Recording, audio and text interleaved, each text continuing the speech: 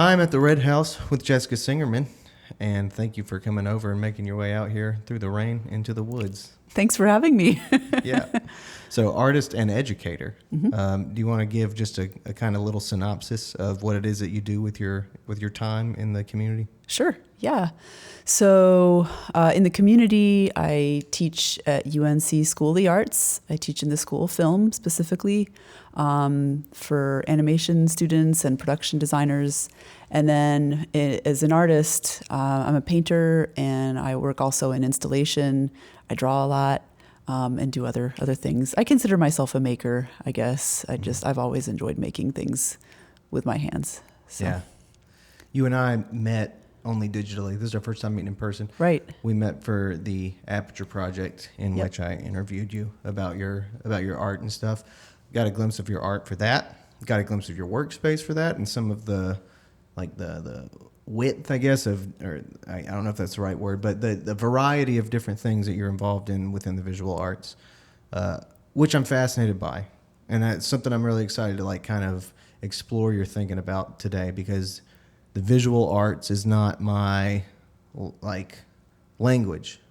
So I'm very curious to hear more about your language for that art form. Sure. Yeah, and I think you're a musician, right? Mm-hmm. I think a lot of the language can be similar across music and visual arts. I think a lot of us are sometimes looking for similar things in the end. Anyway, I think so too. Yeah. I was talking with someone yesterday about the similarities within music and comedy, and I think that all art. I think there's all creation, all of the creative process. I think there's a lot of overlap for the reasons that it all takes place, or how the pursuit works. But it's interesting how the tools, are different, or the sort of the way that it's expressed is different. Right. So, I guess to get started, where did art in general start for you? We'll talk a little bit about your just origin, or your journey into the arts, and then we'll kind of get into the nitty gritty.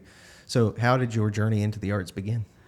Yeah, I mean, I don't ever remember not making things. I mean, I think a lot of kids make things.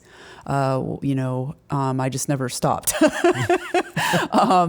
And I was always a drawer. I remember even in elementary, my earliest drawing memories are from elementary school, and I guess I felt kind of more serious in a way when I was like 15 or 16, and I started taking figure drawing classes, and that was a big deal to have models, like nude models, for the first time at that age. It was a pivotal experience for me, I think, as an artist. And so I was 15 or 16, and now I'm 42. So I went to college for studio art, focused on painting specifically, and then grad school for painting, and then I ended up doing some kind of sculptural work tangentially.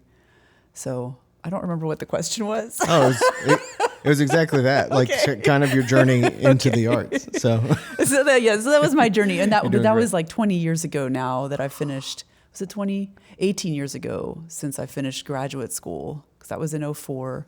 And then things were a little touch and go for a while. I wasn't making my work very consistently. I found it, I think, like a lot of people, they leave like a school kind of format where they're surrounded by peers, and in some cases even given assigned projects. And then being out in the world as an artist, it's hard to keep making your work. And so that was a real struggle for me for a few years. I was also in a line of work where I was traveling a lot, which was great. But in retrospect, I'm a homebody. And so that's not so great for me, I think. And it wasn't until I had a kid that things really kind of crystallized for me, and I was able to focus as an artist. And that was 10 years ago. Interesting. So, yeah. Okay, and that was just also because of the lifestyle that came with that change that allowed you to have that space? Is that what you mean? Maybe that's a good point, but I was still working in adventure travel, traveling less at that point, of course, but working from home.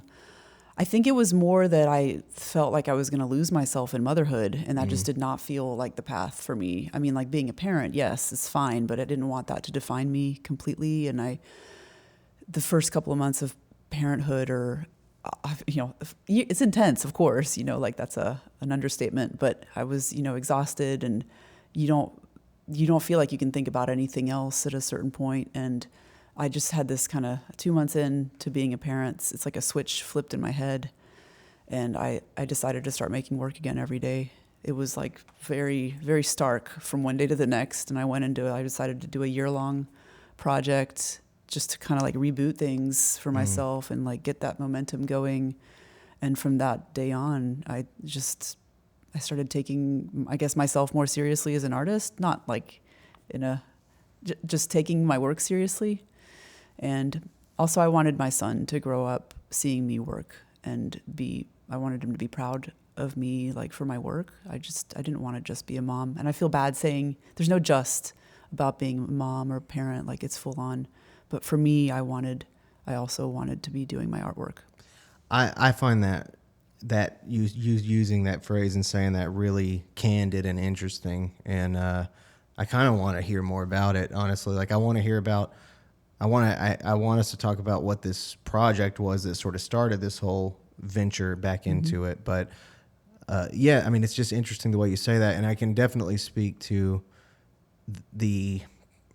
something that's occurred to me recently is this perspective that I've had for forever, I think, that's sort of like this notion that I'm building my life in this way that it's sort of always kind of trying to support the freedom that it takes to make art, to be an artist or whatever. Yep. And the weird things that we do and negotiate to try to make sure. And like, you met Miss Marble today, like that on the podcast that comes out tomorrow. I talked with a friend of mine about like how serious it was, the consideration of like the impact that even a pet has on your life. Sure. So I would imagine the same goes for even bigger decisions. Like when you say, like how, I guess like, I don't know, just, I don't exactly know how to ask the question, but the identity aspect, I guess, of like, you wanted to be not just perceived by your son, you said son, right? Yep. As strictly a mother, but also admired for the work that you produce. I find that very interesting. Could you like elaborate on it? Yeah, sure. I'll try. And I also want to be really careful to say that, like, I think for some people, parenthood is enough and is very fulfilling, and it's just a different experience for some people. I don't want those people to think that I'm poo-pooing that at all. Right. And I totally respect that. But for me, I didn't feel complete, with like I realized that I needed to be making my work in a more serious fashion, like my artwork, and that being a mom was one facet of my life. And I love being a parent. I love my son, but I just want to put that out there because that can be a sensitive subject, I think, for a lot of people, or people who've given up careers entirely and who are happy with that decision. So I just want to put that out there. I respect all decisions around, having kids and careers.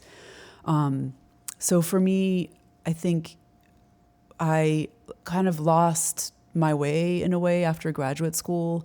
I think I was dealing with some mental health issues. There was some depression, some anxiety, and I was working on the road quite a bit. I was on the road for like months at a time in my work in the travel industry, and it's fun in a way, of course, being on the road and meeting new people all the time.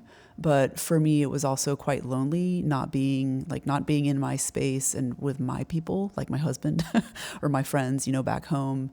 And it wasn't conducive to me making work in any serious way. I would carry like a small kit with like watercolors and pencils and things and a small sketchbook. And I could draw and paint a little bit here and there, but very sporadically.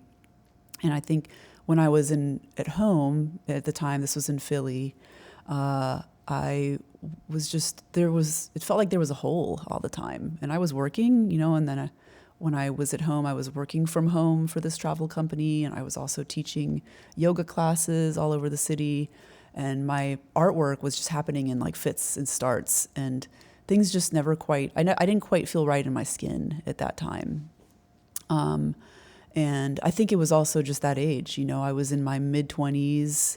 It was a tough period for me, I think emotionally, psychologically. I think I was just kind of trying to figure out who I was and like what my purpose was, and nothing was very clear. And when I had my son, I was 32 at that point. And it was rough. It was pretty rough. I didn't do well with like the sleep deprivation and all the things that, breastfeeding, everything was very hard, as it is, I think, for a lot of people. But it just was. And it wasn't how I had perceived parenthood. And it definitely wasn't, fulfilling completely. And I had this epiphany it was in Michael's of all places. We were visiting my parents, and my mom and I were at Michael's, and I saw this book. I think it's called like 365 Days of Creativity or something. And I just picked it up, and it was one of those moments, where you feel like the light is on you and, and the clouds are parting. And it's just, it's a very mundane kind of book with just ideas for projects every day. And it just seemed like just the right thing for me then. And I started doing these projects. I just little things, and I didn't overthink them. They were fun. And a couple days into doing these projects, maybe 4 or 5 days, it was less than a week. It kick-started something. It gave me an idea for another project, and I don't even think I opened the book again. And I just kept going on this other project, and had decided to set this goal for a year of projects, and started posting them to my blog, for accountability.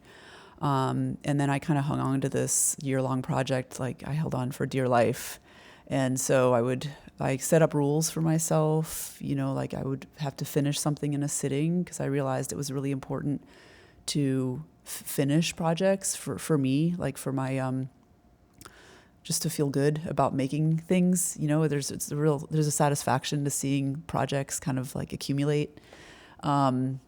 And so I would just sneak them into the day whenever I could. It was usually like nap time. And I started being like ruthless with my time, like just being very strategic about what I was going to make and having a plan. And I learned a lot about how to be really effective with my time. I think being a parent made me very, very efficient. And it's been nice though, as my son has gotten older, to be able to have a little more time to sit and look at things that I'm working on, and not to always feel like I have to go in and attack when I have studio time. I have a little more time, space now as he's getting older. So yeah, I'm trying to put myself in those shoes, and I notice from my own relationship with art or whatever sometimes that like when I used to work full-time jobs, particularly when I used to work full-time jobs, and so there was already kind of a vice grip on my time. A lot of the times it was kind of a little difficult to, when I'd find that window, when I'd get off work at a certain time and get home and I had maybe 4 hours, sometimes it was hard to decide to make art rather than feel entitled to relaxation. How did you manage to choose to make art rather than to just indulge in relaxing and separation and all that? yeah, that is a struggle. It's always a struggle. I think I was fortunate, when my son was little, I didn't have a full-time job. I was able to work hourly. We were also living in Australia at the time. And so things were different as far as like what I could and couldn't do work-wise. But I was able to work from home for the majority. Up until 2018, I was working from home primarily for that adventure travel company. And so I was able to make my own hours, and I didn't have to work 8 hours a day generally. And so that was huge. I think it is so hard to work, say like 9 to 5, and then come home and make dinner and have dinner and then motivate to work. It is super, super hard. And one of the things that I did, there was one summer that was particularly tricky because of work. I just had more work obligations, and my studio at that place happened to be in a garage, and it was very, very hot. And so the only time I could work was super early in the morning, and I would just get up at 5 and I would work for 3 hours straight, and then do parent and work stuff. And over time, it's just changed. It's like whenever I can get those windows, and it's generally not 3 hours anymore. I mean, that's like luxurious when I think about it, but it was also very difficult at the time. But I was, again, ruthless is like the word that comes to mind. I've been like very, competitive is not the right word, but just really wanting to do it, to make a go at it and not half-ass it, for me has been really important, because I feel like I lost time after graduate school. And I know I was just finding my way, but I don't want to lose time. I feel like I have a lot of work I need to make. But I've had to change over the years, when those windows of time are. And, it's just it's a momentum thing for me. It's like, I don't have to work for 2 straight hours, but if I do need to show up at least an hour, that kind of thing, whatever it is. It's hard. It's really hard to make that choice. And I don't always make that choice. Sometimes I do decide to watch Netflix. Sure. I just, I am human, and I am very tired sometimes. Well, I've heard a lot of the really ambitious people talk about that very knowledge of it sounds like a sensitivity for the loss of time and like how valuable time actually is. And that seems to be this thing that not everybody can tap into, that caution and that focus of how valuable time is, and the importance, the importance of trying to do stuff with it while you have it. And I'm on it, frankly, that's something that like I find myself knowing. I tell myself these things constantly, but still when it comes to productivity, it's a real struggle sometimes to still make that such a high priority that like it wins the day compared to like something more wasteful with my time. Well, it doesn't always win. I mean, I have to be honest, like it doesn't always win, but the thing is it's consistency, like there are more days that I get in the studio than days that I don't. And I think, it's not that I'm an advocate for everyone being a parent by any means, but my view on time changed radically when I became a parent. It honestly felt like time started speeding up. and it's, it was just a perception that changed. And for me, I'm more productive when I have more to do. And there's a point of diminishing returns if I just have too many things to do. It's very difficult to do anything well. But I do have to have more going on. I mean, that's one of the reasons I enjoy teaching. I mean, there's a lot of reasons, but it helps structure my time because I'm not as productive in the studio. If I have big swaths of time, I don't get very much done. Well, that might be good to think about for those of us who might benefit from restricting our time a little bit more. So before I go totally wacky with questions, animation, like how did that work its way into your life? So I don't actually teach animation. I teach animation students how to draw, so this is like a foundation kind of class. Very cool. Yeah. Okay. All right. So like for a musician, there's lots of different stories, but ultimately I think the pattern is probably at a certain age, you equip yourself with like a toolkit where you know how to use these tools, these instruments or whatever. And you over time learn how to cultivate music, compositions, songs, whatever. And I guess I know what it means to like explore ideas in terms of how they relate to music, but, I wonder if you can talk a bit about, I'm just curious at what it's like, I guess, to sort of know what you're exploring as a visual artist. You know what I mean? Like how you're in a new territory, how you're playing with new ideas, and once you have those new ideas, how do you start exploring those ideas? That's a great question and a very apropos because my work has had this radical shift. I mean, for me, it's very radical. I can see it, but my husband looks at it and he's like, "Yeah, it's still your work. It's," which is good.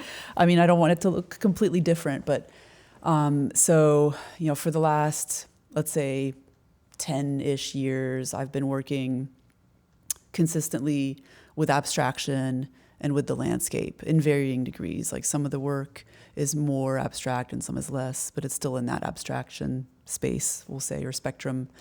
And then in the last year, I've started painting the human figure again, which I had not seriously done since early grad school. So not since really 2002. And that was my focus before. And I had a pretty kind of, I guess, traditional-ish education as an artist, where we worked a lot from the figure, drawing based initially, and then painting. And then I left the figure in grad school when I didn't feel like I had anything to say with it. And I had been making very political work.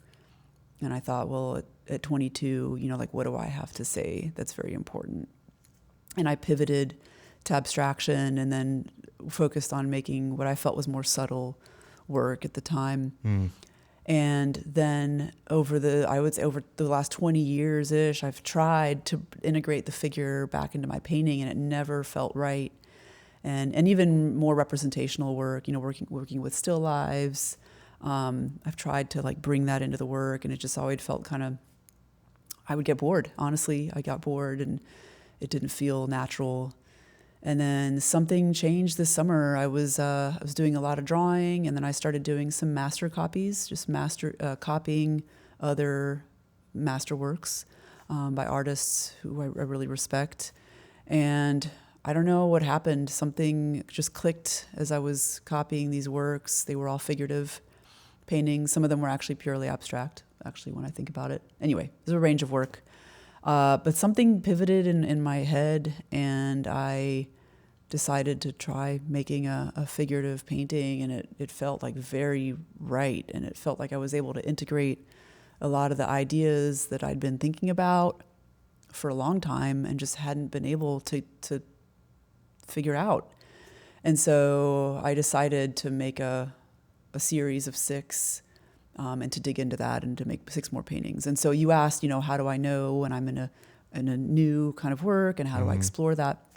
And so for me, that's always been making a series or making a group of works, kind of like a proof of concept to see does this stand up, or is this interesting beyond one painting? Because I think anyone can make one decent painting, but I think when you can consistently make more than one painting or create a whole body of work around the same theme, I think that's more compelling. I mean, it's more compelling for me as an artist to be able to kind of dig into a subject and to see what I can do with it. And so I'm curious to see where this work goes. I completed 6 of these paintings, and now I've just actually started 2 new ones this last couple weeks actually, and I'm still going to keep working in that vein, where I've got these human figures, but I'm also still really interested in abstraction and what I can do. And I feel like I'm always still teaching myself to paint, and I'm learning a lot. It feels good. I feel like, when you've been painting or making artwork for some time, there's big plateaus or where you feel like you're not spinning your wheels, but you wonder, am I growing? Is this getting better? And I feel like there was a bit of a leap for me this year. So at 42, that feels really good to feel I knew I still had a lot to learn, but it's gratifying to actually be able to see some progress, what feels like progress to me. Yeah.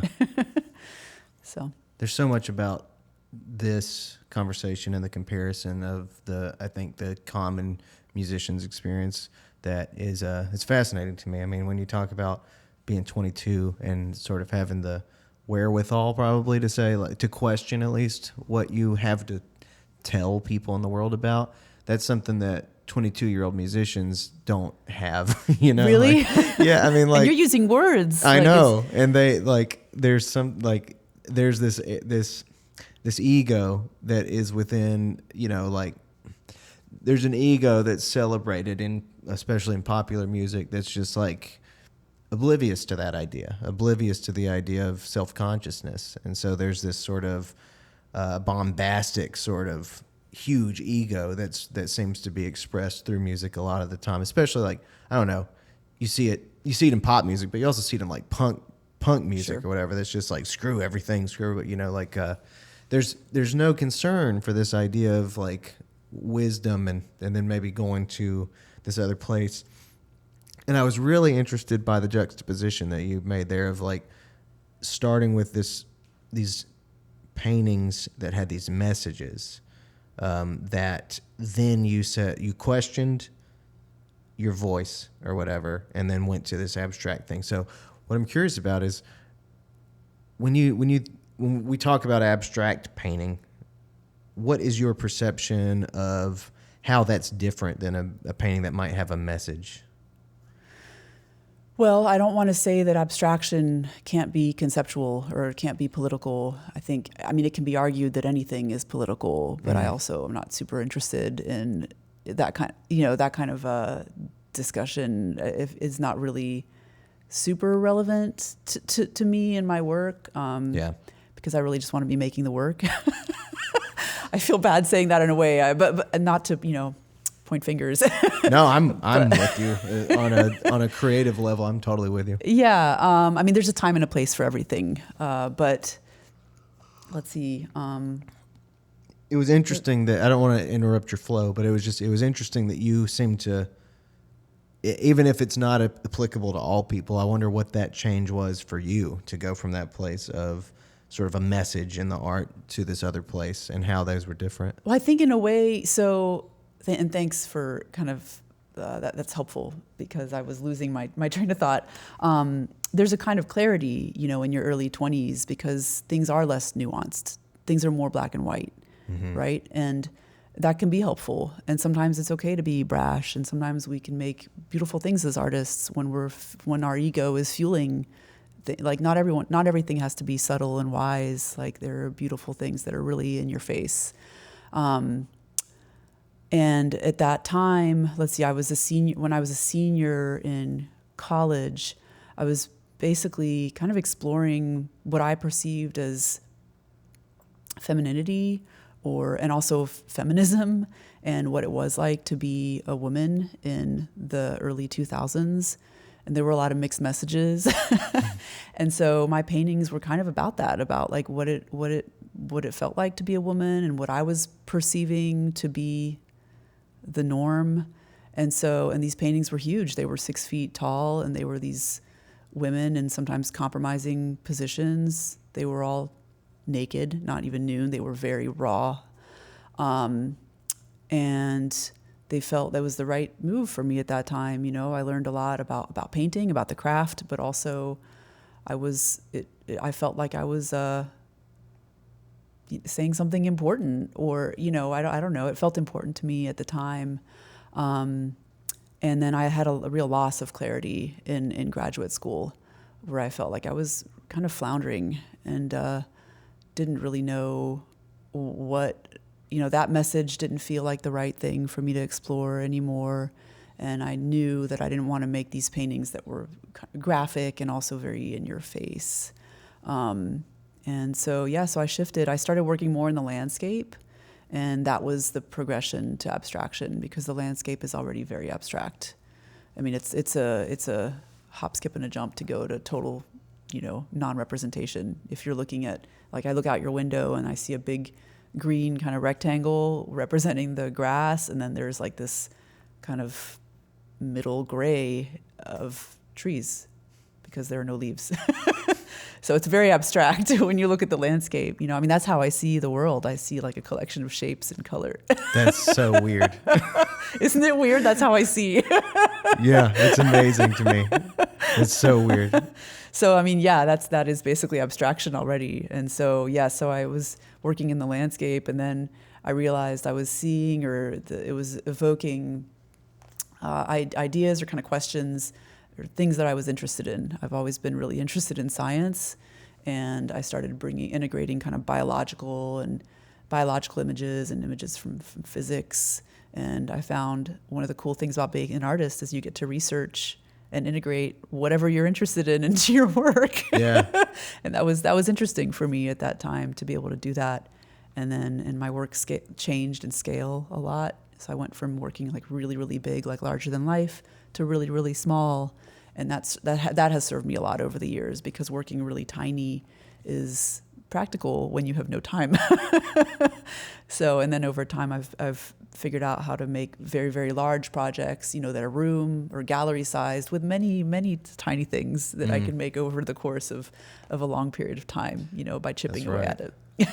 Yeah, when we first spoke, that was one of the projects that you had worked on, an origami or origami-oriented project, right? Right. Yeah, the paper mountain. So Yeah. that's been a big deal for me, that project, because it's my first proper installation project where I was able to fill this room and transform this room and make it create this different environment for people. And just to kind of describe the project or where it came from, I mostly paint, but painting has its limits. It's this 2-dimensional thing, and I think a lot about my experience in the outdoors. I'm an athlete as well. I used to race bikes. I still ride and I run.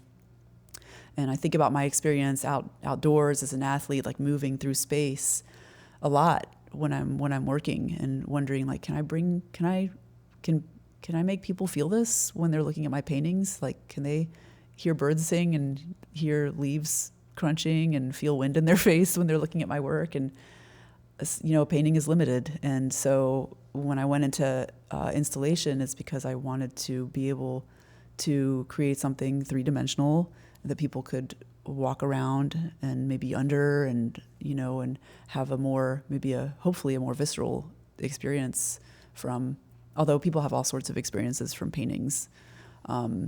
But yeah, that they would be like confronted in a way with this huge thing that was evocative of a mountain, in the case of Paper Mountain. And so, so I folded. The project morphed over the course of 3 years. It started as something very different, and that's kind of how big projects work for me. I start prototyping and then make tests, and things don't work, and I have to change them. And then the origami birds was like the 4th or 5th kind of trial, because I want the work to be transcendent. Initially, the initial variations were very mundane. You could walk up to it and be like, "Oh, this is chicken wire with paper on it,"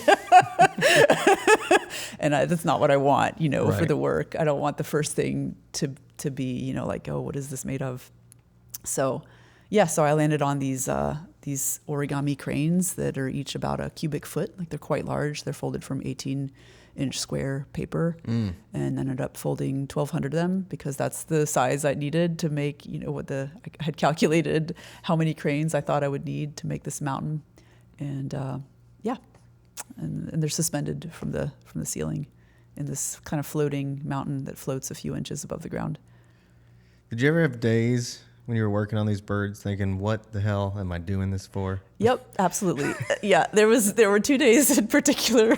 We went up to Philly for one of my husband's shows. He's a photographer, and so we went up to see for the opening of a show of his work, and we rented a tiny home, thinking this is going to be great. We finally get to try this tiny home thing, and I brought a portfolio with paper with the birds I needed to fold, because I had calculated exactly how many birds I needed to fold every day for 3 months. Oh, wow. And so I brought this with me, because I think we were there it was 2 or 3 days total. We were in this tiny house. There was a tiny table that I tried to work at on the floor, and it was so cramped, and I ended up giving myself an overuse injury from trying to fold in this tiny house. The last time for me in the tiny house. And I was definitely questioning my choices there. How did you get the birds back? I just stuffed them in my portfolio. Oh, I mean, man. they're flat, so you they can fold. flatten them out. Okay. Yeah, for the installation, they're kind of opened up, and then they take up, about a cubic foot, but they fold flat. That is good. Okay, before I forget, I should ask you this. Well, I want to explore more of your creative thinking, but the fact that you're an athlete, also, I want to just touch on that really quickly. I mean, I think that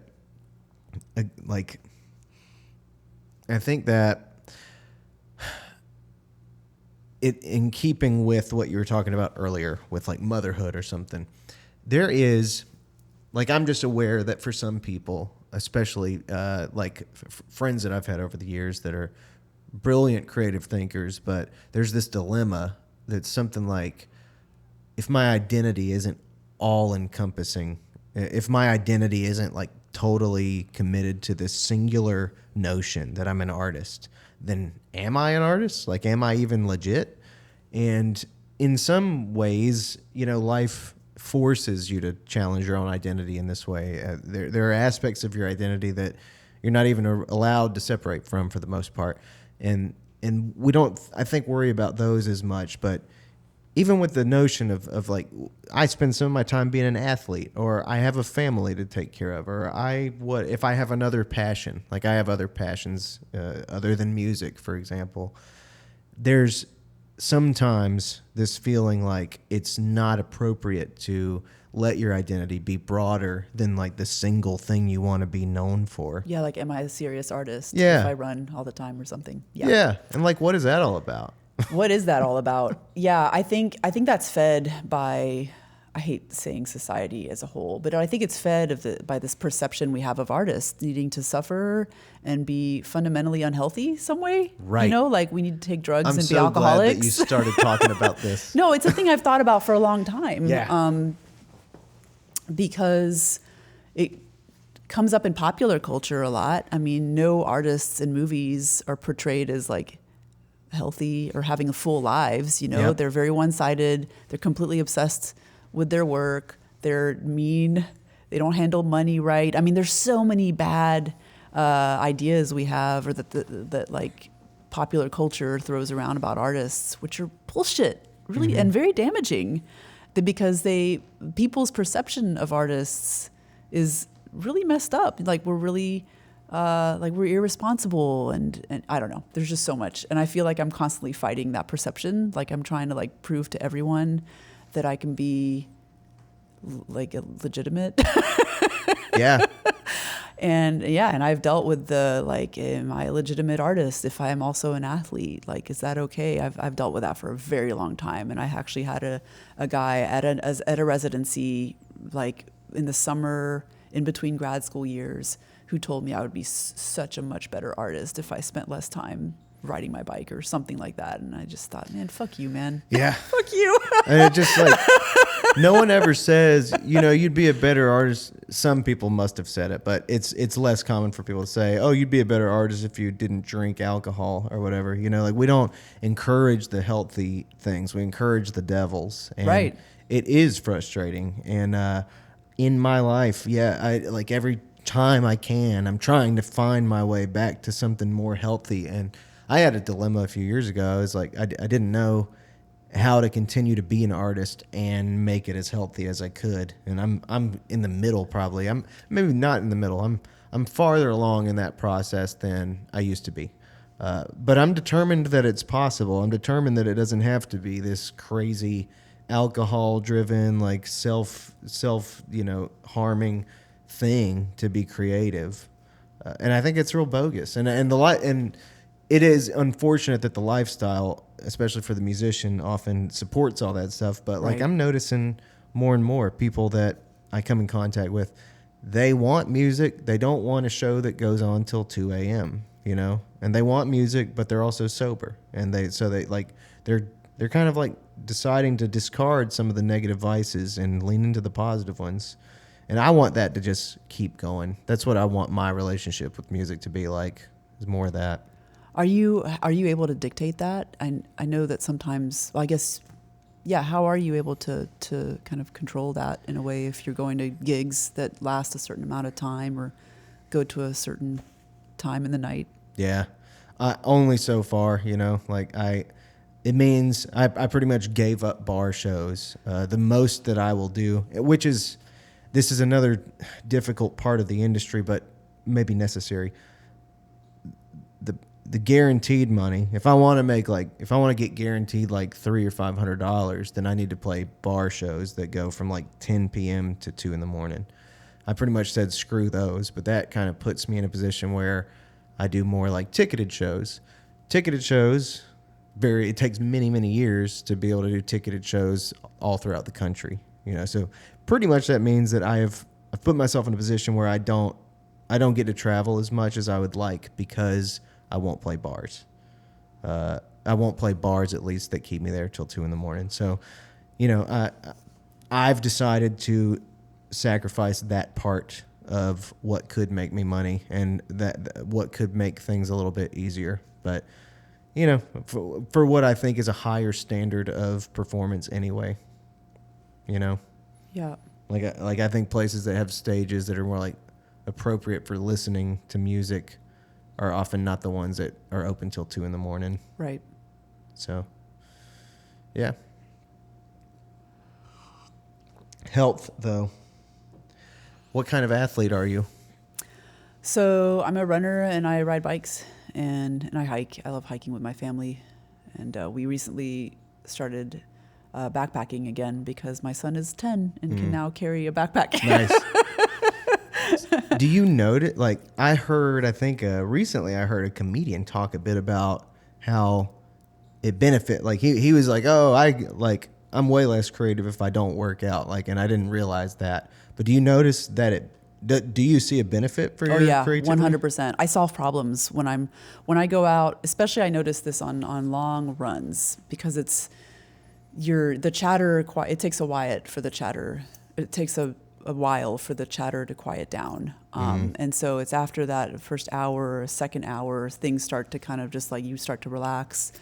And, or I do anyway. And I problem solve anything from, things I'm doing in school that are school related that I'm trying to figure out. And in my work, I've gotten ideas and I've come up with projects and with solutions in running, but also generally I just need it to be, I have a lot of, yayas I need to kind of burn off, a lot of excess energy. So I'm definitely a better person when I'm getting a lot of exercise. Yeah. And also making things in the studio. Those are the two really the big ones for me to be complete and to be okay. When did you start? When did you get into athleticism? I mean, I've been running since I was a kid. Okay. I started running with my dad when I was like 11 or something. And before that, I was doing, what everyone else does, like gymnastics. And I think I ice skated I ice skated for some time. And then it was ballet. I danced through college. Damn. Yeah, my dance teacher did not like that I ran. But I had a string of running injuries really young. Oh. And so then that was like off and on over the years. And the last few years I've been able to run consistently. That's been good. So, and I started riding bikes 20 years ago. That is quite a variety of things to be a part of your just like regular life, like dance, bikes, running, painting, drawing. Well, I don't dance anymore, Right. Unfortunately. I miss dancing, but Right. yeah, I haven't, but just a danced part in of your career of Sure. expressing yourself. That's quite an eclectic mix of stuff. It's eclectic. I mean, but for me, it's like, but I'm very purposeful. So like, it seems like a lot, but now, it's pretty simple. It's like during the week, I either go for a run or a ride, and I paint, and I teach, and I have my family stuff. That's it. Yeah. That's all. That's it. I mean, we don't go out, we don't drink, and so we don't go out, and so that tends to simplify things. Yeah. I gave up alcohol this past October, and I thought it was just going to take a month off, but then I ended up. Now I'm like, whatever, it's been 4 months or something, 4 months into it, maybe 3. It was all of October, November, December. Yeah, so roughly 4 months. And I think I'll just kind of I think I just don't drink anymore, kind of.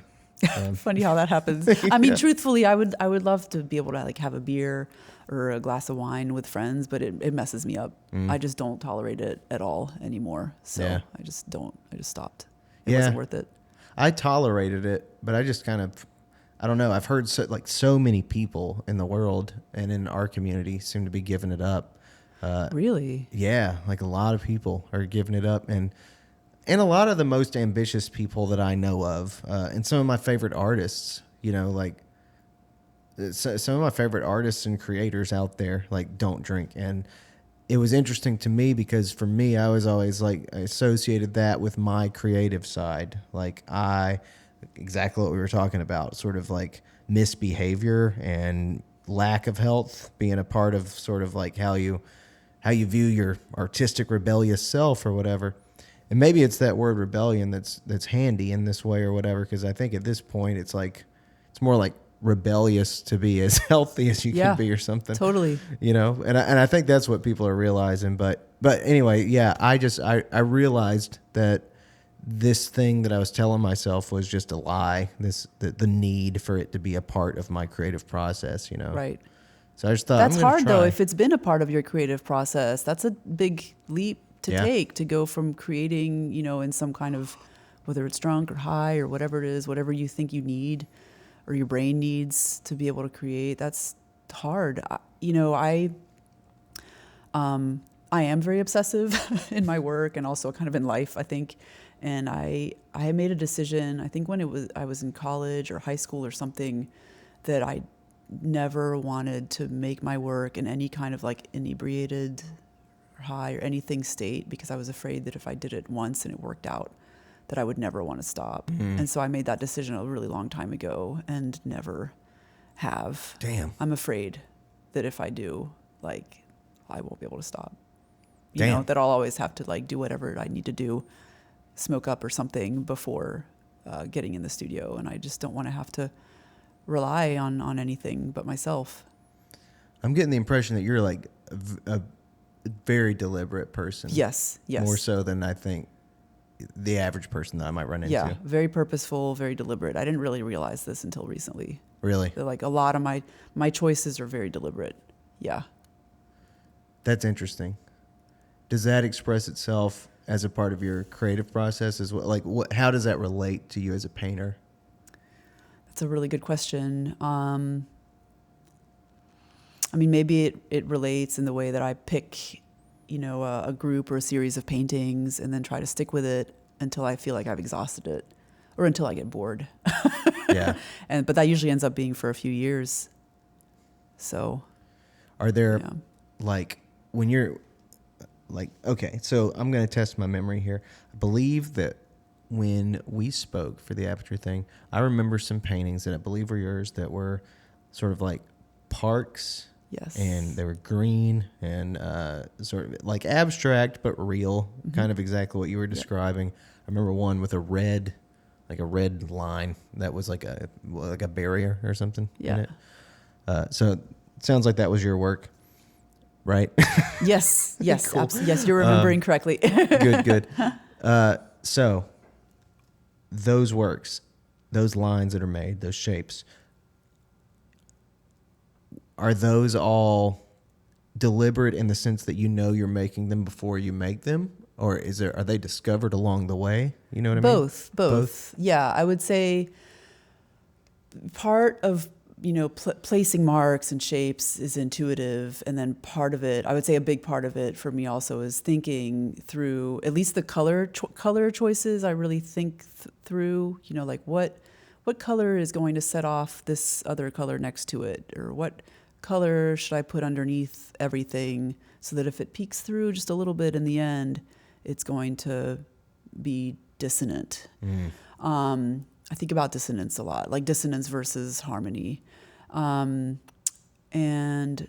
yeah, I would say I am very purposeful, even more so in the work now because I'm planning everything. And I didn't for years. The paintings were developing as I went, like through the process. I was discovering the end piece. I did not know what paintings were going to look like until the end. And now I'm making a lot of preliminary drawings, a lot of, little sketches to figure out compositions. And I'm making a lot of sketches that don't end up being paintings. I'm just kind of figuring things out through drawing. And then I'm figuring out my colors even ahead of time. It doesn't always end up being that. And I will make changes if I need to, because sometimes when you make things bigger and you paint them, it doesn't turn out the way you thought when you were drawing. And so I'm not rigid. Like I'll make changes if I need to, if the painting needs it. But yeah, I think I'm even more deliberate now. I think the paintings are like much more restrained than they have been in a long time. And I'm not saying they'll always be like that. I might bring in back more gestural paint strokes again, but right now that's not what's happening in my work. So it's fascinating. And did that change the level of deliberateness? Is that right? Deliberation? I don't know what. The level of that's in there right now. Did that start when this shift happened where you started doing like figures again? Yeah, it did. And that was, I think you told me, but when did that process This last start? summer. This last summer of 2022. That's interesting.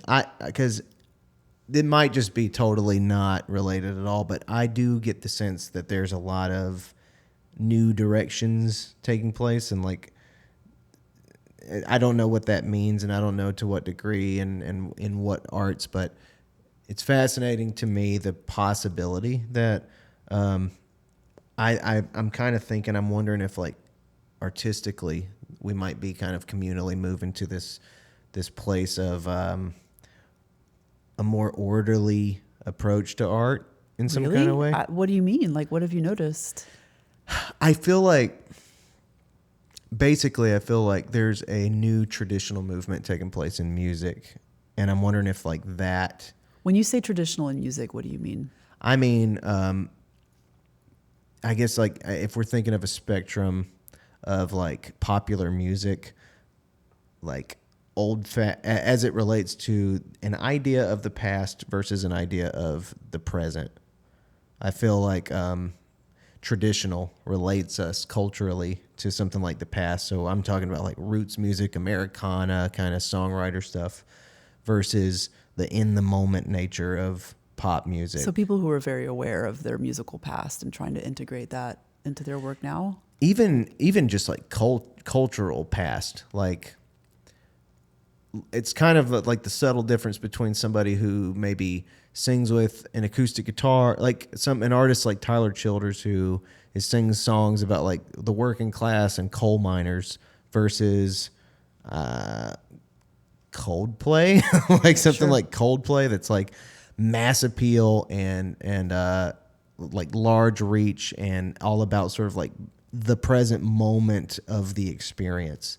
I feel like within music there is a substantive appeal right now, or like a significant appeal for the old-fashioned sort of like humanity and like past-oriented music. Do you think does that have anything to do with records coming back? I'm not sure, but I do think there is something really interesting about that as well.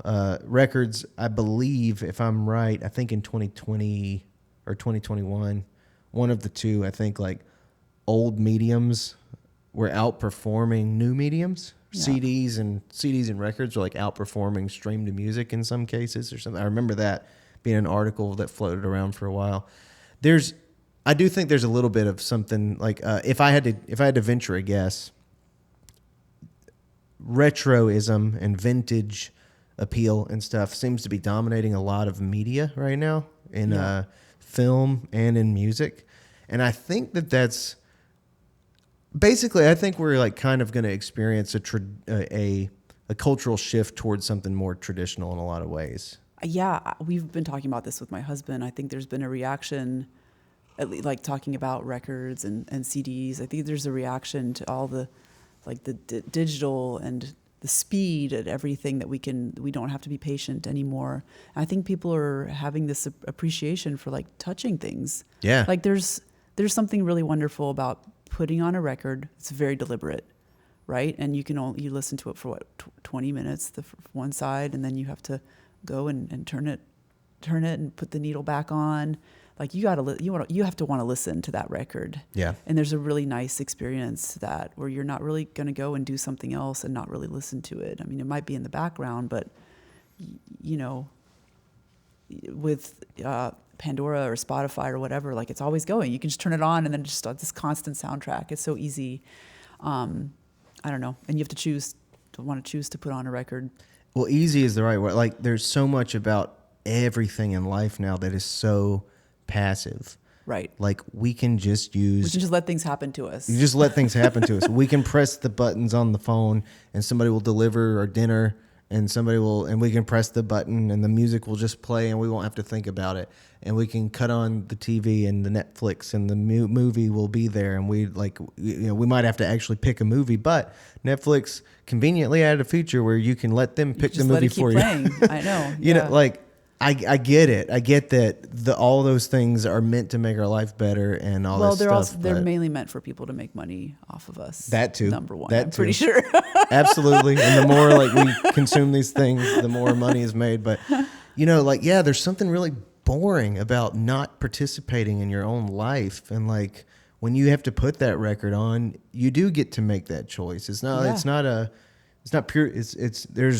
There's a way to look at it as an inconvenience, but you could also look at it as like I'm taking ownership of what I'm doing in this moment, And it's nostalgic. I think about like I love listening to a record that one of my grandpas would have listened to, and they would have put that record on maybe after work, and like it's very moving to me to feel connected to my family through music like that or through a medium like a record. Yeah, absolutely. So, and I don't think this is just artistic movement. I think it's like a cultural movement. I think a lot of my friends have gotten into gardening over the last few years. I think the COVID experience shocked a lot of people and made them like question how much they rely on everything, all the powers that be, for their own survival and entertainment and sense of meaning, So I think I know a lot of people that want to move out of the city, move to a place like this, have a garden and, have a life that's in touch with nature more, which I think is like fucking cool, Yeah. I mean, also just to play devil's advocate, I think there are ways of living in the city and also having a lot of, I think in Winston-Salem in particular, we're very lucky. We have parks 10 minutes away and we can be out in nature, fully, and we can have small gardens. Yeah. So it's a very livable kind of town to live in. It is. And if you were going to do it, Winston, like if you wanted that happy balance, Winston is a great place for it. Yeah.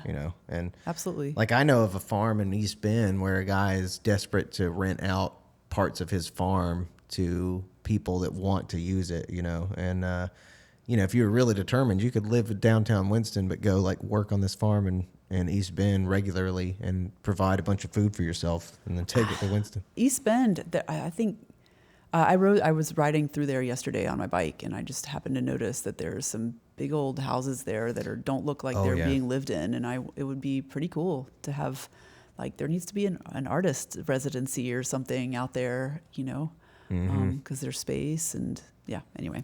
East Bend, there's a lot of that, and it's all flat farmland, and Mount Airy has a lot of that. It's more hilly, but like, God, there's so many gigantic, beautiful houses out there that are, just kind of wasting away. Yeah. Because Mount Airy is so depressed or whatever. But yeah, I mean, that's a lot of the South, I guess. A lot of beautiful land, a lot of room where there should be artist residencies, and there aren't yet. Yeah. You asked about whether there was like I don't know if this is the right word, like a traditionalization or something in the arts or visual arts. And I think there has been. I mean, there are always cycles, but over the last a while now, maybe 10, maybe even 20 years, there has been more. There's been a lot of people going back to the figure. The human figure kind of fell out of favor for a while, like in the 80s. Things got really conceptual there, like on the end of the 20th century. People were, I think after like minimalism, pop and minimalism, things went super conceptual eventually, and not about technique, like at all. And I think whenever you start to go back technique, you have to look at tradition, because you're learning inevitably about like what other artists were doing back when they were learning in academies or, from other artists. Yeah. And so there has been a resurgence in a way. There are even, there are academies in the U.S. that are teaching quote unquote traditional painting or drawing methods, like the old masters. So how do you feel about that? Like, is that great. Cool to see for you? I think it's cool. I love it. Yeah. I've always been like such a technician, like I've always been a real nerd as far as process and materials and, trying to learn how to do things right, make them archival for them to last a long time. Like I've never I don't do things halfway, so I've been, learning about and just doing my own research about materials and processes as far as painting since I was in college. I was doing that we weren't learning it. You know, we weren't being taught that stuff. And I wanted to know, you know, like, I feel like there's a lot here that we're not learning, like all these pigments that the paint is making from, they all have different ways, like working qualities. And I want to learn this stuff, and all these different oils we can use with oil painting. They all have different properties. And so I've always been into that and learning for all different media, whether it's oil or acrylic or, whatever. Yeah, what I'm noticing is so interesting. Like, that level of attention to detail, and plus you've identified throughout your life, it sounds like you've identified things that often hang up artists, and you've just kind of said fuck that, which is very interesting. For sure, I have definitely said fuck that. Yeah. Like, there was the healthy bit, there was like the health part, but you also said something earlier about finishing projects, and that's got to be number one. I think Da Vinci said, having an idea is noble, finishing an idea is servile, I believe is what he said. And like, finishing a goddamn project is impossible for very many people. And I think especially for creatives who, they get in that zone, they get it a quarter of the way there, and then they're like, no, now I have come up with the project. That's because that's when things become difficult. Right. You know, like, ideas are a dime a dozen. Like, everyone has ideas, but like executing them and then completing them, even if they turn out to be shit, is so hard. And I think, like, at least in painting, like, the initial impulse, like the start of the painting is very seductive. And there's a tendency to just stop, like, because like everything's fresh and there's energy. And then once you start to keep going, then it gets really difficult because you have to start editing. It's like writing, you know, you have to start making decisions to destroy stuff, to get rid of it, to cover it up, and, you know, maybe. And to be a judge. Yeah, you have to be, I think that's where maturity comes into play, is knowing, like, and you don't always know, it's always a crapshoot, you know, like there's always like an inflection point in the progression, or like the life cycle of making a painting, where it's like, okay, now I'm either going to finish it or it's going to fall apart, you know, or I'm really going to fuck it up this time. And like, that happens, you never know. And I think being a pro is being able to, like, either, like, if you do fuck it up, knowing like this is like beyond repair, or just being able to actually salvage it and do something, you know, that's when, you know, like you've learned, you've gotten to a point where you can make something of it. But that's hard. It's a hard point. Well, that whole little pattern that I just described, like, with you, like, how did that happen to you? Like, how did you become this person that is that sort of clear about disregarding the things that don't help you? Because that's a really interesting skill that a lot of people don't have, and probably think that they would love to have. You know, I'm sure it's a skill that demands a lot from you, or a way of being that demands a lot from you. But, like, I don't know, like, when have you just always been that way? No, and I haven't always been clear, and there are things that I still struggle with, and it's only in retrospect that you realize, oh, well, that wasn't important at all. I mean, it's the same as, you know, we worry about stuff or what someone said or thinks. We make up these huge stories in our head, and then it turns out like that wasn't at all what was going on, or it was not at all a problem. Like, I think it's the same with a lot of things that we fret about, and it's like, well, that wasn't at all what was important here. And I try to err on the side of simplicity mostly, and being more minimal. I don't know if that answers your question.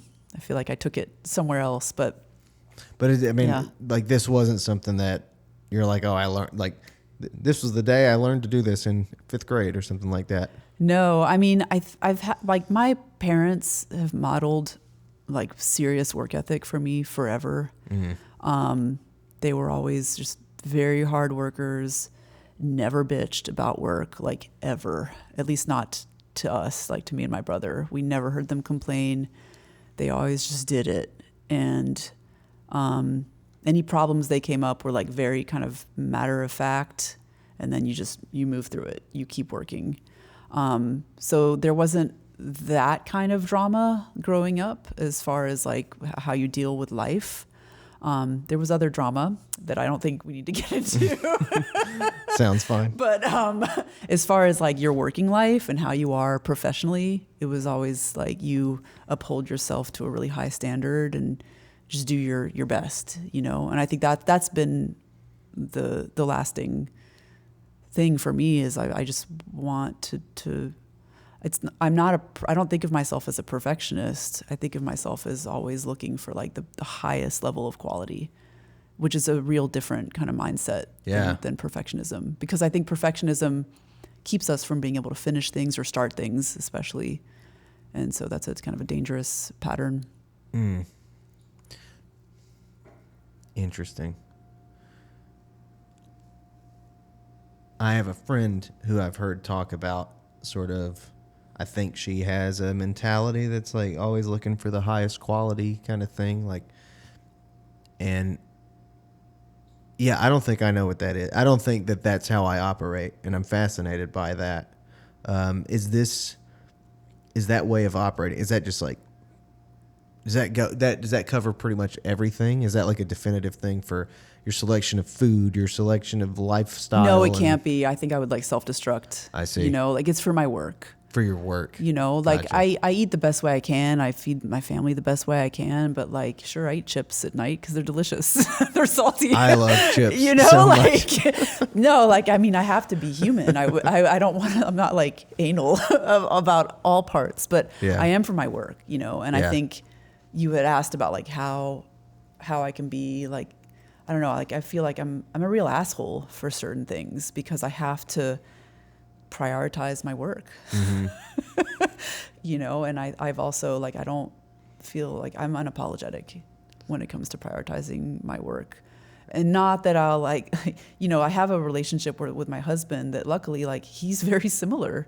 He gets it. I think that's why we jive. You know, he is a process person in his work as a photographer, and in his work, you know, what he does for pay, he also has like super, super high standards. He works in film and TV, so the standards are very, very high, you know, cool. as well. And he's also just like very hardworking. And so like we get it. And it has been very challenging to raise a child. I will admit, like I felt like a bad parent the first few years when my son was a toddler and before he was in preschool and when I was working from home and would have to tell him, and this is even like for my work outside of the studio, and I would have to tell him to play on his own, that I just could not be interrupted continually, like as 2 and 3 year olds are apt to do, like continually ask for something. And I had to constantly tell him like that he had to let me work because I was very, I don't know, just,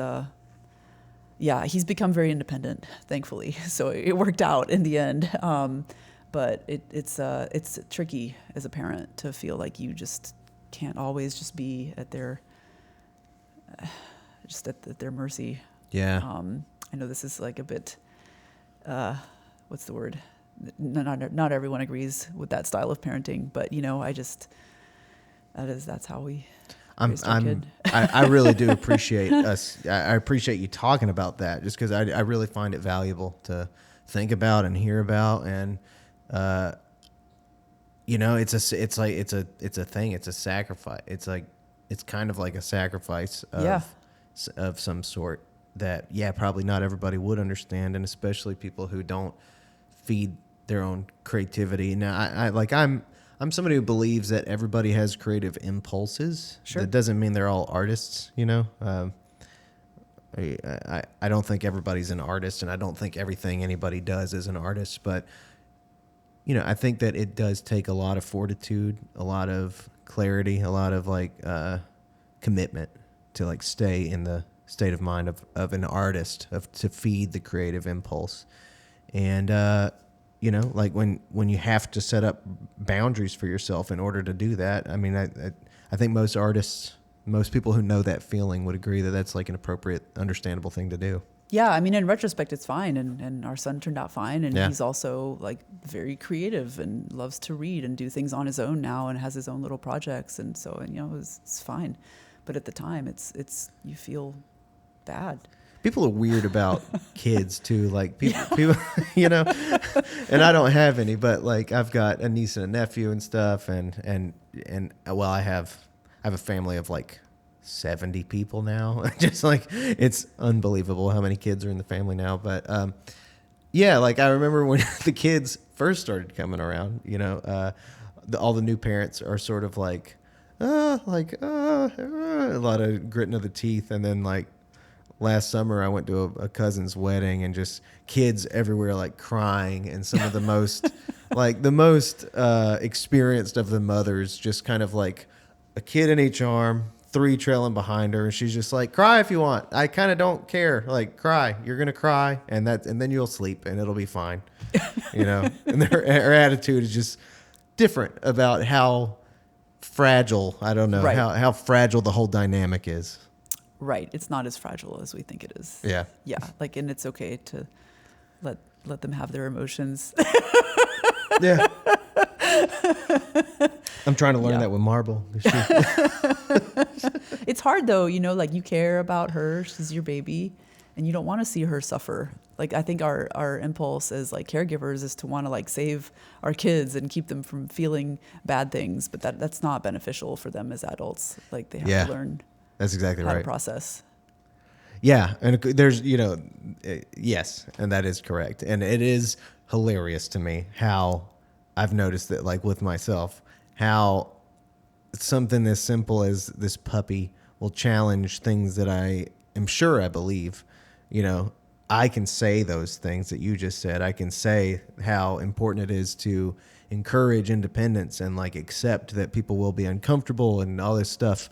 And then when I have to like leave the house and put her in this little crate thing or whatever, I'm like, oh no, she's going to be unhappy for like 20 minutes. But it's normal, you know, Yeah. like it's the same with like, you know, letting our son ride his bike around the neighborhood. I'm like, okay, this is good for him. But in my head, I'm like, oh, I'm afraid he's going to get hit by a car. I'm afraid this is going to happen. But I just keep it to myself, you know, like also like he needs to be out in the world. And we have taught him how to be on a road and how to ride his bike and be safe with traffic. Like he knows these things. You just have to let go. And I just keep my mouth shut. Yeah. I love it. Yeah. So you're from Pennsylvania? So I actually grew up in North Carolina. Okay. So I was born in 1980 up in Maine. My dad and my mom were teaching at University of Maine at the time. And then dad got a job at Davidson College. So down kind of just like 30 minutes up from Charlotte. Mm-hmm. And so we moved there. I wasn't even 1. We moved there, I think it was a year appointment. Then we moved back to Maine. And then they brought him back down, and then he was on a tenure track. And so I basically grew up in Davidson, and he was teaching in the French department. And so the faculty in the French department would take turns going to France for junior year abroad. And so my mom is French. And so every like 5 years or so, the whole family, like me and my brother and my parents, we would go to France for 1 to 2 years at a time, depending on my dad's teaching appointment. And we would be able to see our French family because all of my mother's side of the family's there. So we could see everyone there, and then we would come back to Davidson. And so then I left North Carolina when I was 18 to go to college. And then I went to grad school right after. And then a year after grad school, I met my now husband and moved in with him in Philadelphia. And we lived there for a few years. That was like the longest I'd ever lived in one place as an adult in Philly. So Philly has a special place in my heart. Gotcha. And then we moved to Australia, and we lived in Australia for a couple years, had a kid there, and then moved to North Carolina. So my parents live like an hour away, so we can see them pretty often, and my brother. That's awesome. So a pretty wide view of the world, probably. Yeah, and I don't want to move ever again. Don't blame you. It was a lot of moving. Yeah. Do you speak French? Yeah, it's my first language. Oh, I learned cool. English when I was 5 in That's kindergarten. fun. At the time, no. I remember in kindergarten sitting on the floor and just not knowing what was going on. Really? But you know, I learned English Yeah. then. So yeah. Fascinating. Yeah. So, is that part of your life and culture, is that influential at all in, like, I guess, are you connected at all to like your French vibes?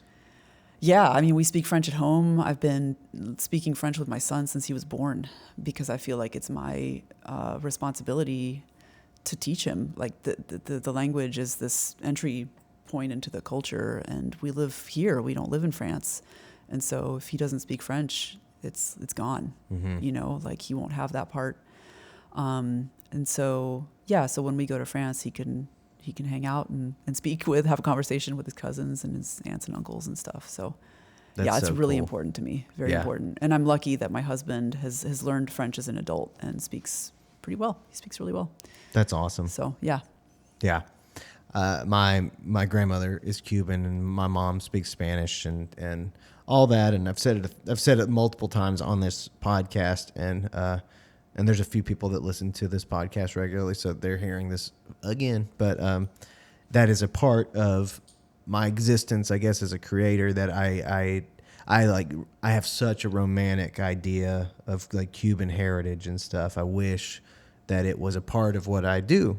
And it's like with that heritage in particular, Cubans who came to America after Castro are like, fuck Cuba entirely, you know? So as far as my grandmother was concerned, it was just like Cuba didn't exist. And so that wasn't a part of what I grew up with. And I don't speak Spanish, and I don't feel connected to that at all. So when I hear that, and when I hear of, you know, like the importance of that, I'm just like, yeah, I find that exciting just as a person. But also just like thinking of this person, of who he'll be in 10 or 20 years or whatever. Like it's I envy that. I think it's awesome.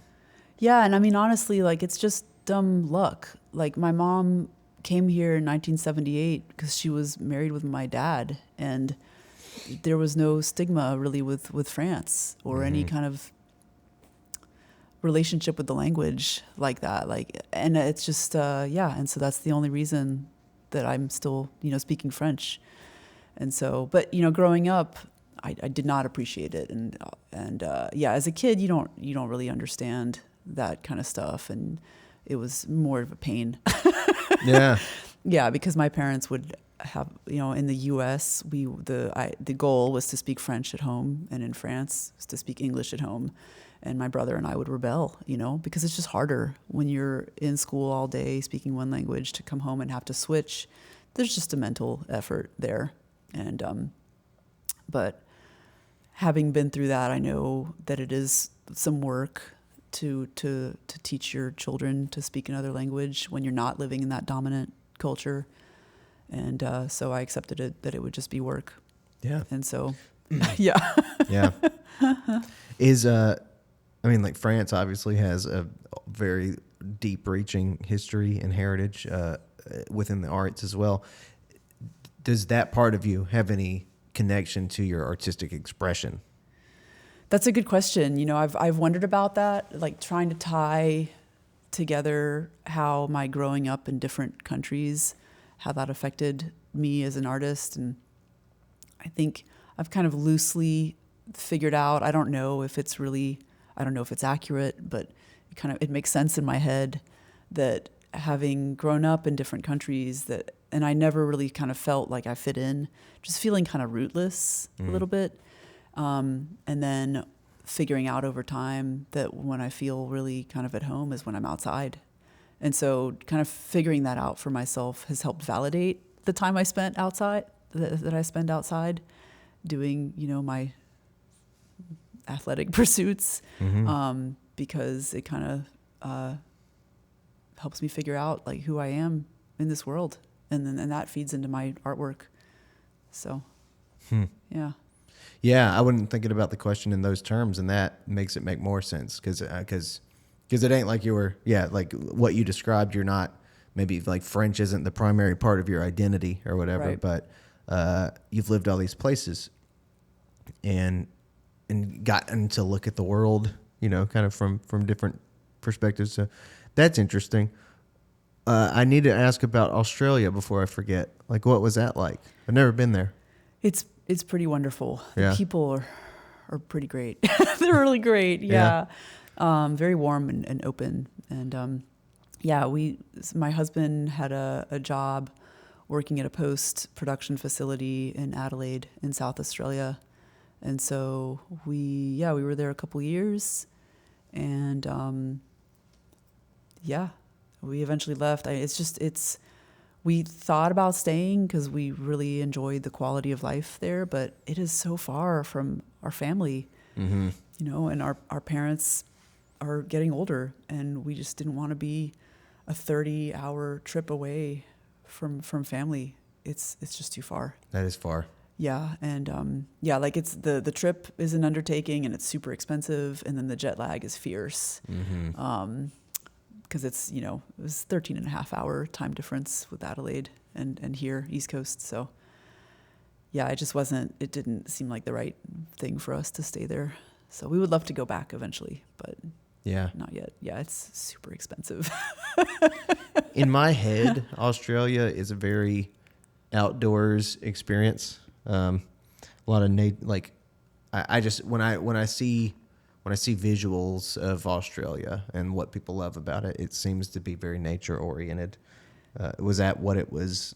Was that what your experience was like? With Yes that and place? no. I mean, most of the people in Australia are concentrated in the major metropolitan areas, and then the major nature stuff is in the center, which is desert, and very inhospitable, very beautiful, but very kind of strange. And I felt like I really just did not belong. Like this environment does not want me here.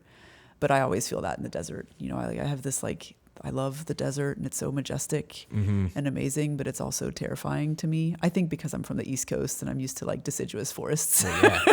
I'm with you there. The lack of water is kind of scary. Yeah, it's weird. Yeah, it's weird. Adelaide is surrounded by parklands. And I remember doing a lot of runs out in the parks, but they were very tame. It wasn't wild. But yeah, it's really cool to be able to ride my bike to the ocean, and also ride my bike up into the mountains. But I guess that's what people in California have. That just seems really special to me here. Yeah. We say that's what we have here, but it's not on a bike. It's not. It's more like in a 3-hour car ride. Yeah. Yeah. But we make it do. We do great in North Carolina. We do pretty good. Super lucky. I love our outdoor spaces here. Yeah. So. Yeah. So that was kind of where this part of the conversation took us, and so I'll ask about that again, because what you were explaining was basically that the outdoors is part of how you feel at home. It sounded like is what you were saying. So what does that usually mean for you? Like when you need to get connected with that, obviously you bike and stuff, but what do you like to do with that? I mean, I'm not assuming I understand what you're asking. When you want to get connected to nature, what do you do? I guess. I mean, I can go for a walk. If I need an instant hit, I can just go for a walk. I can go for a walk in my neighborhood, and even if it's asphalt, there's birds, and I can go right into whatever kind of space I need to. I think the walk for me is a reset. But then going into the woods I really enjoy being on trails. I really like being off road. I like solitude, and I like some effort. I think that's why I like running and riding bikes, is because when you're moving, especially running, because it's so simple and you don't have a bike supporting you, you tap into your breathing and your heartbeat very, very quickly, and it's a very immediate sensation. You're feeling your body moving through space.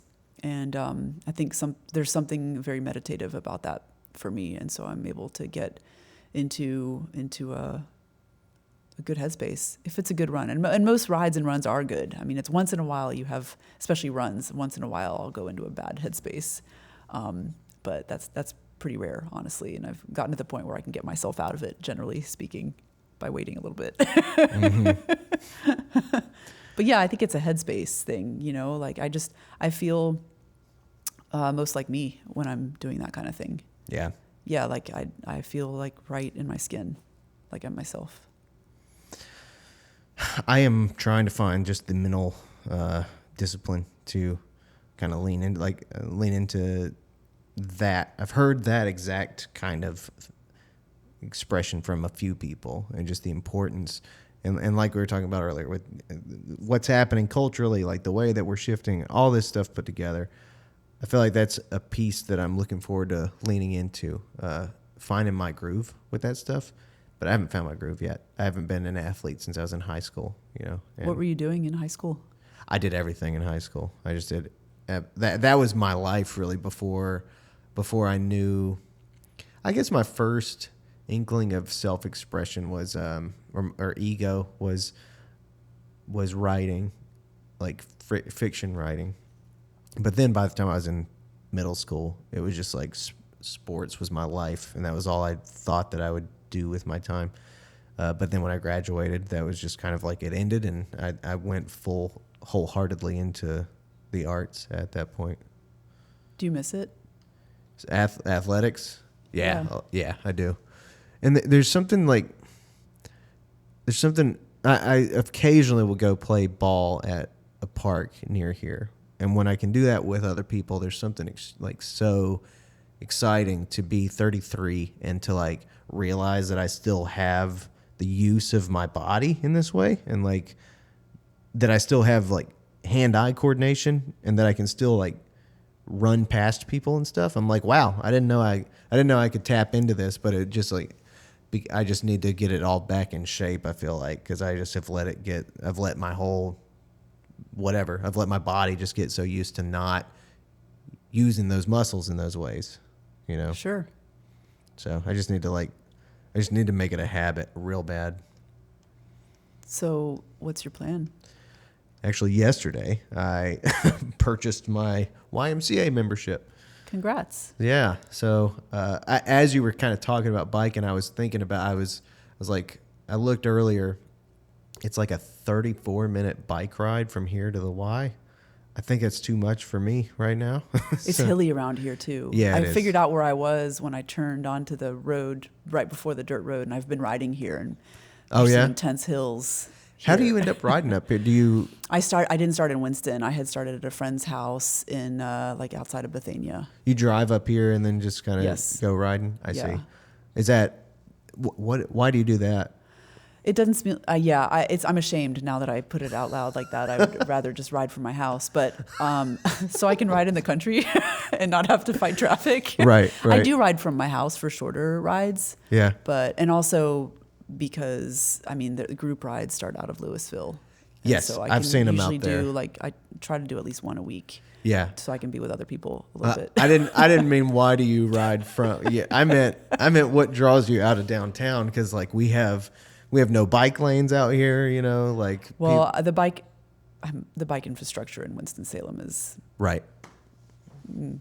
Meh. Lacking. Meh. Yeah.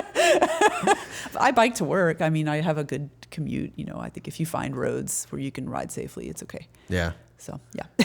I feel like people downtown are a lot more patient than they are around here. It honestly freaks me out, the idea of riding out here. I've got a cool bike, and I'd love to take it. I've done very little with it so far. I got it. It was a little frustrating. I just didn't know what I was getting into, I guess. So maybe I should have just asked more people. But as you might have noticed, we're on a gravel road out here. Yeah. So I got this bike that I thought would be a good multi-terrain bike, kind of all-purpose bike. But as soon as I got it out on the driveway, I was just like, nope, fuck this. This doesn't work out. I don't like this whole thing where the ground will just slide out from under you. It would do fine on dirt, I think, but gravel is no go. So anyway, I've been wanting to get the bike out and do more with it, but I'm a little the people up here. I don't feel like they are very thrilled about sharing the road with people on bikes. Not always, but generally people are pretty good. For the most part, people will give you space.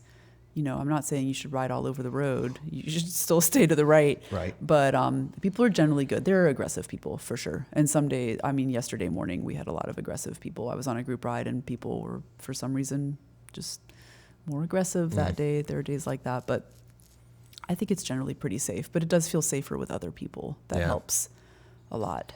I bet I used to. I don't know how long you've been doing the Louisville thing, but I used to work out in Yadkinville, and I used to drive through Louisville and would pass big bike groups a lot. Yeah. And maybe I passed you once or twice. Who knows? Probably. Yeah. My plan, though, basically, is I guess I don't know wholehearted. I don't know completely, but my first goal is to make going over there like a part of my daily routine. What that means with how to think about how it works with her schedule and my schedule and all this shit. Like, I got to figure that out. But Yeah. I want to, at the very least, go hit the basketball court at the very least every day. But I'd like to start learning about lifting weights and stuff and figure out what that means. I've had some people in my life reach out and offer some wisdom on that front. So I might be able to learn quicker than I would have otherwise. That's step 2, I guess, and then I don't know what happens after that. Well, those are good steps. There's 2 starting points. That's great. Yeah. Oh, I'm excited for you. It's nice, see. like as an adult, to tap back into that stuff and to find like groups of people that you can do that kind of thing with. Yeah. You know, It's fun. it's just fun. Yeah. And it's like, I don't know, it was like part of it was that whole thing of accepting that I was allowed to do that and not think that it took away from being a musician. And in fact, I think at this point, it might help me be a better musician to Right. like be in a better state of mind, and feeling better and functioning better and all that stuff. Artists are humans. Yeah. It's like we have different sides of ourselves. We don't have to be toiling away in the studio every day for 12 hours a day. Right. Well, also artists are humans, and humans typically do better when their brain works and stuff, and when their body Totally. works. So it's like, why, just because you're creative, why would the rules be different? Absolutely. Absolutely. Yeah. Yeah. I think once you start looking at your perception of your work, thinking about your creative work as work is helpful. Or it can be. For me, it is. I don't think of work as a negative thing. Like it taps into things like my purpose and into, I don't know. I like thinking of things as like my life work, Yeah, like I'm building something. absolutely. So I'm going to throw one more question at you that's like kind of more whatever, just kind of a really broad one. But I'm just curious. I had a fun conversation with someone this week about art and stuff. And anyway, long story short, what do you think this whole art thing is all about? Like, why? Whoa! Wait, what? Why art? Like, what? Like, what is your take on why the fuck we're still doing this shit? We have to. Some of us have to. I mean, for me, I feel like I was asked recently why. I was talking to a group of 8th graders last week, and someone asked, like, why did I pick art as a career? And I'm like, I didn't pick it. It picked me. I mean, I at a certain point there was some picking, like choosing, making priorities. But I think because, and this is something, maybe this is why we're going back to traditional things and wanting to touch things and have things be more analog. I think like as humans, like we're made to create, like to make things with our hands. Like that's, I think we understand the world like that. Like we don't understand the world by like sitting at computers or scrolling on our phones. Like that is not enlightening at all. It doesn't give us a more profound understanding about really anything. I mean, maybe we might read something interesting, but It's usually about people who made something tactile. yeah, exactly. Yeah. Yeah, I think that like people have, I don't know that we've evolved that way. I think in a way we've evolved making things or doing things less with our hands. Maybe that's part of where the mental health crisis comes into play. I don't know. I think we have to make things. It's an impulse, and like whether that's painting for some people or music for other people. And like you said, like not everyone is necessarily making art like with a capital A, but like I think fundamentally we all want to make things. We're not made to just sit back and consume stuff all the time. Yeah. I don't know if that really answers your question, but It does. For you, art with a capital A, not apply, because I get the sense that you're not the type person that tries to apply your own judgments to all people, and I try not to. and that's fair. For you, how do you understand your criteria for what makes a piece, what you would say stamps it as like this for me, when in my creation, this is art for me? I try not to use the word. Just like I would never, like some people throw around the term like master or masterpiece. I'm like, I don't even that doesn't even make any sense. Like I avoid using the only reason I use the word art having to do with my work is because I have to write about it for people who are not necessarily artists. Otherwise, like I'm just making things. Yeah. On a fundamental level, I'm making paintings, I'm making drawings, like they are what they are, but I have to talk about them and in some ways even, market them when I'm selling the work. And so I have to talk about things in the context of making art as well. But I don't feel like that's not helpful for me as an artist. Like I love that answer, actually. Yeah, because really it's kind of a silly thing in some ways. Yeah, it's like making it bigger than it needs to be, and I definitely, this is just what I do. Yeah. Definitely definitely the distinction of like trying to think of how that would apply.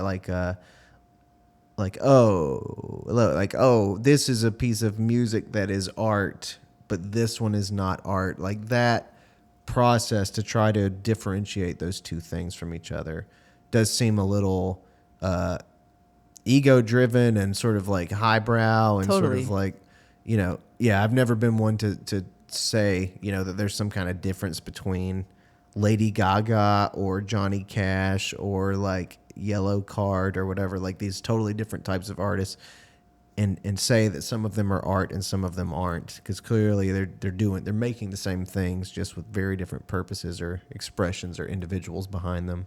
There's enough of that going on too. Like there's already gatekeepers in the art world. There's already plenty of people declaring, what is art and what isn't, and what's important and what's worth putting in a museum and what's worth putting in a gallery and what's not. And I think that already is not helpful. Like it's not helpful for propelling art forward because it just creates divisions. And I think already in the art world, like it's perceived as being highbrow and being elitist. Yeah. And I cannot stand that, like I truly believe that art is for everyone. I do have to price my work at a certain price point because I have to make a living, and I'm a professional artist. And so my work does have to be priced a certain way. And I understand that it prices out certain people, but I also, that's why I've been trying to get more into public art, because that's a way for me to make art then for everyone, which I do believe in. So, yeah, that's something I think about a lot. Well, so this might be a slightly improved way to ask a similar question, which is, in your exploration of vision or whatever, what are there northern lights? Are there things that are a part of your criteria that you always are striving for? Are there anything that is a constant within your creative process, or is it because of the nature of art and the way that it changes? Are there no constants? Like, is it always something new that you're exploring? I think one constant on like a very formal level is, when I'm judging my work, when I'm working on it and trying to figure out like, is this done? Or is this working or not? Is like, is it working visually? Is this compelling to look at? Is it boring? Like, is anyone going to want to look at this but me? And like, what might they, what is this going to elicit from people? And so that's when I use my experience, to think about like, does this color belong here? Does it not? Does this composition, like, is it working or not? So I think that's the real kind of constant. Like, is it working? Is it successful or not? But then the actual content will vary, depending on the project. I like that. Yeah, and then different projects have other criteria depending on what I'm trying to do. For sure. Yeah, I like that idea. I've never asked that question that way to anybody, and I like that idea of constants, and I might explore that a little more because that seems to be the thing. And when as we're talking, like I was, it's kind of like while your answer was like kind of bouncing my head around, I was like, huh, is that like how it applies? Is that how I would answer that or something? And I think it's kind of the same way with my band or whatever. Like there are certain little things that we might practice to make it like reliably entertaining for a Right. piece of music, but there's always the chance that could just go totally out the window depending on what we're It working depends on. on how it lands on the audience for sure. But I think that's where experience comes into. Maybe it's like music theory for you, or just knowing that certain chords or chord combinations or whatever like have a certain effect. I think it's the same with visual arts. Like certain things visually work and some don't. And sometimes it's knowing when to use the things that don't work. Like, can you use them to your advantage? I think that's what's interesting about teaching. I love teaching because it's teaching that very thing, you know, yeah. It's a good way to think about rules within the arts. You Yeah. know? Like that's something that obviously every new generation of artists wants to push against is like rules and traditions, but just a relationship with reliable tactics, reliable Absolutely. practices. That's why, yeah, the people who say, oh, I don't want to go to school because I don't want to, or I don't like, I don't know, the people who don't want to be like, don't want to lose their natural, whatever. I've heard all sorts of different things over the years, but I think like knowing rules, knowing technique is like very powerful because then when you want to throw it all out the window, not that I'm saying you need to justify things, but like, you know why. And then you know, like it grounds the work. And you know how. Yeah. Like like you know what you're throwing out the window. Yes. Which is very different than just throwing everything out the window. Right. Like if you're throwing one technique, that's so much more defined, you know, Yeah. and that keeps a lot of what you want to keep in the context of your material, or that keeps everything else in there and only discards that one thing, Right. which is you know, it gives you a lot to work with. Yeah, absolutely. Yeah. It's range really. And it ties into being purposeful, Yeah. you know. Okay, last question. Because you mentioned being, you know, your purposeful nature again. For somebody who maybe lacks some of that purposeful intention, that ability to be purposeful, maybe they're just more scattershot and just like don't have like what would be your starting point for kind of guiding somebody toward practicing that stuff, practicing more intent within the arts? Wow. Well, at the same time, I don't want to say that the way I am is the way to be. Like, Sure. that's not fair. I think that some people are scattershot and it works for them. I think the what matters is figuring out if what you're doing is working or not. You know, like if the way that you live your life and you make your work is working for you, like you're content, you're able to do what you need to, like, you know, I don't know, pay your bills or, you know, feed yourself and make your work and grow in your work, then like that's what matters. I think me being purposeful works for me, but I don't think it's necessarily the way for everyone, and I don't want to say that it is. Sure. Maybe that's a cop-out answer. No, it's fine because you're right, and that's what happened. What's interesting about the arts is that it captures everybody's person. You know, like you can honestly be however you are in the arts and Yeah. it be expressed. You know, and your purposefulness is unique to you, and so you know, obviously, I don't mean to suggest that everybody should inhabit it or try to inhabit it the same or embody it the same way. But you know, like what I think is so cool about what you've described as yourself is just, again, like the way that you've managed to kind of get some of the obstacles out of the way. Yeah. And I think, I mean, I don't know. I know plenty of artists that suffer with the opposite affliction. And I would like, I would encourage them if they didn't mold their whole person by, you know, something like the intent, the purpose behind, like whatever drives you. I think experimenting with it could be fun. Yeah, and I think it's experimenting, like Yeah. this is right now what works for me right now, and next year it might not, and I might have to change things around. And Yeah. but as far as like if you wanted to be more purposeful and weren't, I think maybe just thinking more through, as you make your decisions during the day, maybe taking a step back and asking yourself, why, like, does this fit in with what you want to do? Does this make sense? Or are you just doing it because it was easier or because you have been, like I think sometimes we fall into patterns and don't think about why we're doing these things, but they're not serving us. Yeah. So I think that's maybe that would be the first step. I like that. I just got Rick Rubin's new book. And Did you? I just heard that interview on the Rich Roll podcast. Rich Roll. Yeah, Rich Roll did a podcast with Rick Rubin just last week. He's doing all of the yeah. podcasts. It is wild. Well, because the book just came out. Yeah. I mean, he's on, like, I can't, there's not a podcast I'm aware of that he hasn't been on, but I heard him on, I think it was on the Huberman Lab podcast, on the Huberman Lab interview.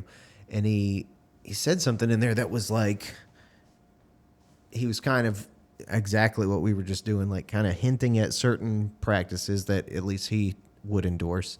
And he said something like, just because, he said a trap that some artists will fall into is kind of this repetitive approach or whatever, like they have their process and they stick to it. And he was like, just because a process worked for a project doesn't mean that it's the only process that works or Right. that it will work for every project. And I appreciated hearing that quite a lot because I don't I don't want to sound like a judgmental person. I'm probably a lot more judgmental than you when it comes down to it. I probably talk more shit about some things, some practices, and I don't like when I sense the stagnation within the Sure. art. And maybe for some people it is more of a reliable, like, thing to lean on, but I think art is all about exploring territories, and kind of trying things out and working on them instead of it just being like, oh, this is what I do. And so that's just how it is all the time. There's something about that I'm like, that seems in my brain so counter to what it means to be like trying to make some work. But of course that's just, It's just different for it's everyone. a reflection of me more so than it is of I an think some actual people judgment are of other okay people. with doing the same. I've done things where I was doing the same thing over and over again for a long time. And I think for some people, like they need that, like whether it's comfort or just feeling like it's really powerful to feel like you know what you're doing, Yeah. and I think it's just different for everyone. It is. And I express that in other parts of my life, like with the movies I might watch or the routine of my life, I think routine is really good. Yeah. For me, it's just, and the only reason it comes across judgmentally is my own judgmental expressions of my language. But yeah, that's more so a reflection of my personal relationship with art than it is an actual judgment of other artists. That's just how that shit goes. I think it's okay though. It helps define things for you. Yeah. Like I think sometimes saying like, I don't want this is helpful to help you figure out what you do want. Yeah. There's this this sense that we have of Hemingway that's this like arrogant, like, I am the best of all and kind of thing.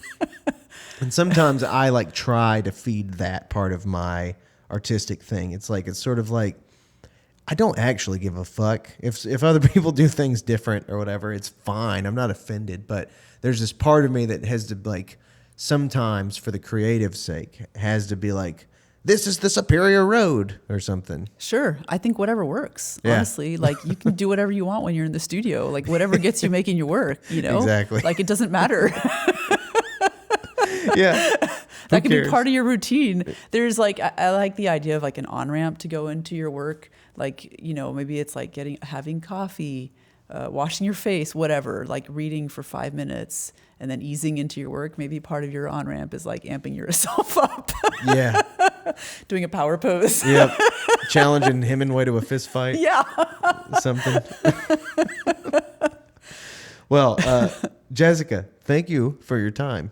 Thank you. This has been really, really nice. It has been really nice. I've thoroughly enjoyed hearing your thoughts about all this stuff, and thank you for just like following me down all these rabbit trails. And No, I appreciate being given the chance to think about this stuff and to try to put it into words. yeah, it is very cool to hear, because I've had a few visual artists on, but they're fewer and farther between than musicians and stuff, and it was great to just like hear you like talk through stuff. So thank you for your time, and like let's do it again sometime if Absolutely. you'd like. I would love to do a part 2. Awesome, we'll do it. Excellent. Thank you. Thank you.